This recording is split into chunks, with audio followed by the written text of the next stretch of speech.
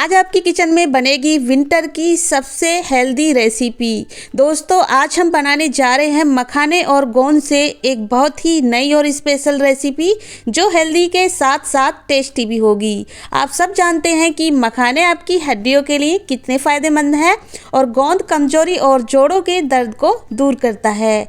जब ये दोनों सुपर फूड मिलते हैं तो बनती है एक ऐसी कमाल की रेसिपी जिसे आपको बार बार नहीं बनाना पड़ेगा। जी हाँ दोस्तों, ये विंटर स्पेशल रेसिपी आप एक बार बनाकर पूरी सर्दी के लिए स्टोर कर सकते हो। तो क्या आप तैयार हैं इस नई रेसिपी का सीक्रेट जानने के लिए? चलो बिना देर किए बनाना शुरू करते हैं मखाने और गोंद की बहुत ही टेस्टी और एकदम नई रेसिपी। तो दोस्तों इस रेसिपी को बनाने के लिए सबसे पहले मैंने 1 बड़ा चम्मच देसी घी को मेल्ट कर लिया है एक पैन में, और लगभग ये 2 कप मखाने हैं। इन्हें हम पैन में डाल देंगे और घी के साथ अच्छे से हम इन्हें रोस्ट करेंगे। घी के साथ जब आप इन्हें रोस्ट करोगे ना, 1 से 2 चम्मच घी डालते ही ये एब्जॉर्ब कर लेंगे। बहुत ही जल्दी घी के साथ ये रोस्ट हो जाते हैं, बहुत जल्दी क्रिस्पी बन जाते हैं। वैसे आप बिना घी डाले भी इन्हें रोस्ट कर सकते हो। घी डालने से इसमें बहुत अच्छी खुशबू आती है, बहुत जल्दी ये रोस्ट हो जाते हैं और टेस्ट बहुत अच्छा आता है। तो देख सकते हैं आप घी को पूरी तरह से इसने एब्जॉर्ब कर लिया है। जो मखाने हैं ना पूरी तरह से रोस्ट हो चुके हैं, क्रिस्पी हो चुके हैं। इन्हें हम एक बर्तन में निकाल देंगे और इन्हें हम ठंडा कर लेंगे। अब इसी पैन में हम डालेंगे सूखा हुआ नारियल ग्रेट किया हुआ। जो सूखा हुआ नारियल होता है उसको आपको ग्रेट कर लेना है। अगर आपके पास ये सूखा हुआ नारियल नहीं है तो इसकी जगह आप कोकोनट पाउडर ले सकते हो, इससे टेस्ट बहुत अच्छा आता है। तो मैंने इसे भी इस तरह से लो फ्लेम पर थोड़ा सा पका लिया है, यानी कि गर्म कर लिया है मैंने इसे निकाल लेंगे एक प्लेट में। अब मैंने लिए हैं यहाँ पर सफ़ेद वाले तिल। लगभग ये मैंने 4 चम्मच तिल लिए हैं, 2 चम्मच लिए हैं खरबूजे के बीज। तो तिल के बारे में तो आप सभी लोग जानते होंगे, और खरबूजे के बीज भी काफ़ी ज़्यादा हेल्दी होते हैं। इस रेसिपी को हम बना रहे हैं बहुत ही हेल्दी तरीके से, इसलिए इनमें हम सारी चीज़ों का यूज करेंगे जो भी हेल्दी होती हैं। साथ ही मैंने आधा छोटा चम्मच इसमें हल्दी पाउडर डाल दिया है। हल्दी पाउडर बहुत ही ज़्यादा हेल्दी होता है हमारी सेहत के लिए, और इसको भी डालकर लो फ्लेम पर मैंने भून लिया है हल्दी को। सारी चीज़ें अच्छे से भून चुकी हैं, रोस्ट हो गई हैं। फ्लेम को लो ही रखना है जब आप इन तिलों को भूनें, और तिल जब चटकने लगें, अच्छे से रोस्ट हो जाएं, तो इन्हें एक बर्तन में निकाल कर ठंडा कर लें। अब मैंने 1 चम्मच देसी घी को फिर से मेल्ट कर लिया है। इसमें मैंने डाल दी हैं थोड़ी सी किशमिश, लगभग 1 मुट्ठी ये किशमिश होंगी। इन्हें भी लो फ्लेम पर हम घी के साथ अच्छे से पका लेंगे। इस तरह से जब आप किशमिश को घी में पका कर लोगे तो ये टेस्टी बहुत लगती हैं। और लो फ्लेम पर आपको 1 से 2 मिनट के लिए इन्हें इस तरह से पकाना है। इन्हें एक प्लेट में निकाल लेंगे जिसमें हमने सूखा हुआ नारियल निकाला था, उसी में इन किशमिश को हम रख लेंगे और सारी चीज़ों को हम ठंडा होने देंगे। अब हम लेंगे लगभग 10 से 20 काजू, और साथ ही 10 से 20 लेंगे बादाम। इनको भी हम लो फ्लेम पर अच्छे से फ्राई कर लेंगे। इस तरह से आप फ्राई करके ये सारी चीज़ें लोगे ना तो पूरी सर्दी इस रेसिपी को आप स्टोर भी कर सकोगे, क्योंकि ये रेसिपी जो है बहुत ज़्यादा टेस्टी बनती है और सर्दियों के लिए तो ये बहुत ही ज़्यादा हेल्दी होती है। इसे आपको बार बार बनाने की ज़रूरत नहीं है। दोनों चीज़ों भी रोस्ट हो चुकी हैं, यानी फ्राई हो चुकी हैं घी में। इन्हें निकाल कर ठंडा कर लेंगे। फिर से हम 2 चम्मच घी लेंगे और इसको हम मेल्ट कर लेंगे। जो गोंद लिया था ना, लगभग 1 कप गोंद है ये, और अपनी पसंद के हिसाब से कम ज़्यादा गोंद ले सकते हो। घी में डाल देंगे, फ्लेम को रखेंगे मीडियम, और गोंद को हम फूलने तक फ्राई करेंगे लो फ्लेम पर। अच्छे से इसे आपको फुलाना है जिससे कि ये दांत में चिपके ना खाते समय। और इसी तरह से थोड़ा थोड़ा गोंद डालकर हम लो फ्लेम पर अच्छे से फ्राई कर लेंगे। तो गोंद की मात्रा आप अपने हिसाब से कम ज़्यादा ले सकते हो। अब हमने लिया है यहाँ पर ये बाजरे का आटा, जो बहुत ही ज़्यादा हेल्दी होता है। सर्दी में आसानी से किसी भी शॉप पर मिल जाएगा। तो 1 कप बाजरे का आटा लिया है और इसको हम लो फ्लेम पर घी के साथ अच्छे से भूनेंगे। फ्लेम को लो रखना है और पहले आपको इस आटे को अच्छे से भूनना है 2 से 3 मिनट। इसके बाद आधा कप लेंगे गेहूं का आटा, इसको डालकर भी साथ में ही भून लेंगे, क्योंकि जो बाजरे का आटा होता है वो थोड़ा से डार्क कलर का होता है। इसके साथ हमें पता नहीं चलेगा कि ये आटा भून चुका है या नहीं, यानी कि इसका कलर हमें दिखाई नहीं देगा। 1 चम्मच देसी घी डाल देंगे और दोनों ही चीज़ों को यानी दोनों ही आटे को हम अच्छे से भूनकर रेडी करेंगे। आप चाहें तो बाजरे की आटे की जगह सिर्फ गेहूं का आटा ले सकते हो, लेकिन सर्दी का मौसम है और बाजरे का आटा काफ़ी ज़्यादा हेल्दी होता है हमारी हेल्थ के लिए, इसलिए मैंने इसका इस्तेमाल किया है। आटे को लो फ्लेम पर अच्छे से भूनना है।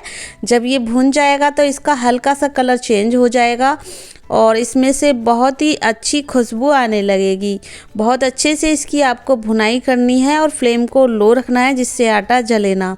तो आटा भुन चुका है, इसे हम एक बड़े बर्तन में निकाल कर ट्रांसफ़र कर लेंगे और इसे हम ठंडा कर लेंगे, क्योंकि काफ़ी ज़्यादा गर्म है ये। अभी के लिए तो हम इसे ठंडा होने देते हैं। जितनी देर में ये आटा ठंडा होता है उतनी देर में हम फिर से इस पैन में डाल देंगे लगभग 200 ग्राम गुड़ से इस रेसिपी को बनाएंगे जो और भी ज़्यादा हेल्दी बनेगी। और लगभग इसमें 5 से 6 चम्मच पानी डालेंगे, हम ज़्यादा पानी का इस्तेमाल नहीं करेंगे। और साथ ही हम डाल देंगे इसमें 1 चम्मच देसी घी और इसको हम गर्म होने देंगे। ज़्यादा पानी का इस्तेमाल इसमें नहीं करना है, हमें इसकी चाशनी वगैरह कुछ नहीं बनानी है। बहुत ही इजी तरीका मैं आपके साथ शेयर कर रही हूँ। तो गुड़ जल्दी से मेल्ट हो जाए इसके लिए हम इसे ढक देंगे और फ्लेम को लो कर देंगे। जितनी देर में गुड़ मेल्ट होता है उतनी देर में हम लेंगे ये भुनी हुई कच्ची मूंगफली, जिनका छिलका मैंने निकाल दिया है। लगभग 4 चम्मच मूंगफली है, इन्हें मिक्सी के जार में डाल देंगे। साथ ही काजू बादाम डाल देंगे, ठंडे हो चुके हैं। 4 इलायची डालेंगे और जो हमने गोंद फ्राई करके रखा था उसको भी इसी में डाल देंगे। हम सारे ही गोंद को इसमें डाल दें और सारी चीज़ ठंडी हो जाएं तभी आपको इनका इस्तेमाल करना है, वरना इनमें से ऑयल निकलने लगेगा। और जो मखाने हैं ये भी ठंडे हो चुके हैं, इनको भी डाल देंगे और पल्स मोड पर चलाते हुए दरदरा पीस कर रेडी करेंगे। तो मिक्सी को रोक रोक के चलाएं जिससे कि इनमें से ऑयल ना निकले। जो ये तिल थे, खरबूजे के बीज और हल्दी हमने भून कर रखी थी, इनको भी डाल देंगे और फिर से मिक्सी के जार को चलाएंगे 1-2 बार, यानी हल्का सा इन्हें हमें दरदरा टाइप पीसना है। इस तरह का ये मिक्सचर बनकर रेडी हो गया है। सारी चीज़ें हमने फ्राई कर ली है, यानी हमने इन्हें दरदरा पीस कर रेडी किया है।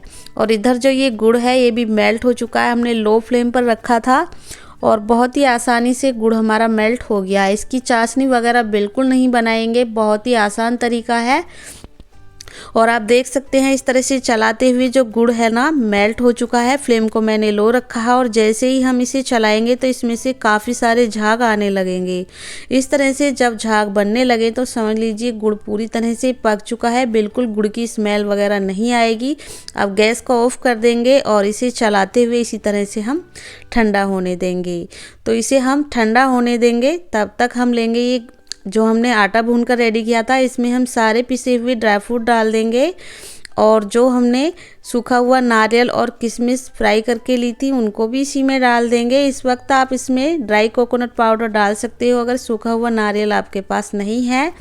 और हाथ की मदद से अच्छे से मिक्स करना है, हमें इन सारी ही चीज़ों को बढ़िया से मिक्स करना है, क्योंकि जो ड्राई फ्रूट है और सारी चीज़ें हमने फ्राई करके ली हैं, जब हाथ से इन्हें मिक्स करोगे तो ये अच्छे से बाइंड होने लगेंगे।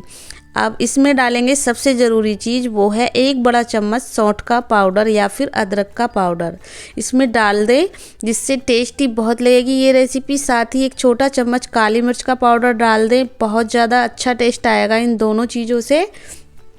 और हाथ की मदद से सारे ही मिक्सचर में हम अच्छे से इन सारी चीज़ों को मिक्स करेंगे, जिससे कि सौंठ का पाउडर और काली मिर्च सारी चीज़ें मिक्स हो जाएं।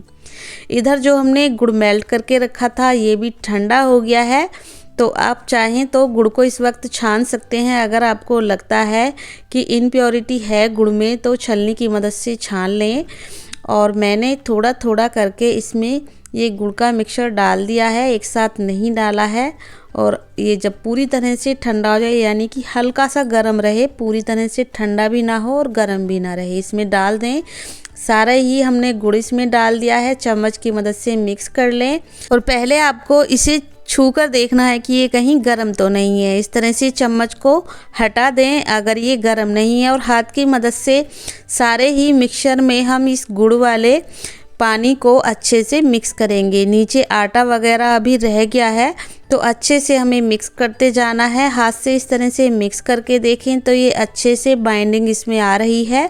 तो अब हम इसके लड्डू बना लेंगे। आप इसे बर्फ़ी की तरह भी सेट कर सकते हो, मैं इन्हें लड्डू की तरह बनाऊंगी। इस तरह से एक लड्डू बनकर हमारा रेडी हो चुका है। वैसे तो इन्हें बनाने में कोई भी प्रॉब्लम आती नहीं है, लेकिन अगर आपको लगे कि ये मिक्सचर थोड़ा सूखा रह गया है, आपका जो गुड़ वाला पानी है कम रह गया है, तो इसमें थोड़ा सा गर्म करके घी डाल दें।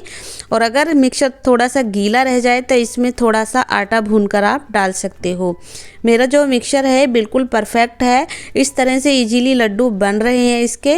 और जैसे जैसे हम लड्डुओं को बनाएंगे ना, अगर इन पर ज़्यादा दबाव देंगे तो इसमें से घी रिलीज होने लगेगा। देख सकते हैं मेरे हाथ पर कितना ज़्यादा घी लग रहा है।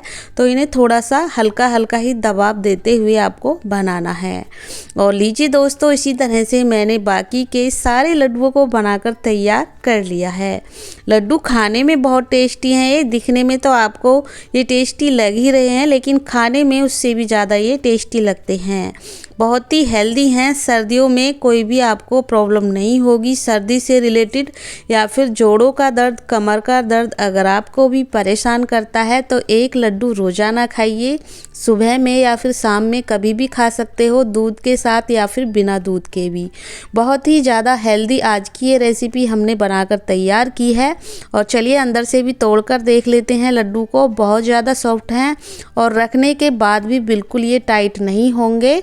एयर टाइट कंटेनर में भर के रख लीजिए, पूरी सर्दी स्टोर कर लीजिए। एक बार बनाइए और पूरी सर्दी खाइए। तो दोस्तों, इस रेसिपी को आप कहाँ से देख रहे हो मुझे कमेंट करके ज़रूर बताइएगा, जिससे कि मैं आपको थैंक यू बोल सकूं। और रेसिपी आपको थोड़ी सी भी पसंद आए तो प्लीज़ वीडियो को लाइक शेयर ज़रूर कीजिएगा और कुक विद पुष्पा को सब्सक्राइब करना बिल्कुल ना भूलिएगा। मिलते हैं फिर किसी रेसिपी के साथ, तब तक के लिए थैंक यू, बाय बाय।